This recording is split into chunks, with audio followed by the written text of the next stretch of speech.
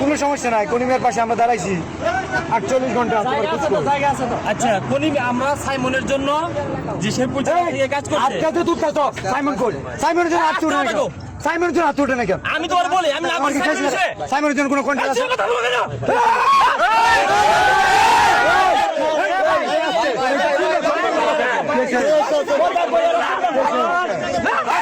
শিখাবি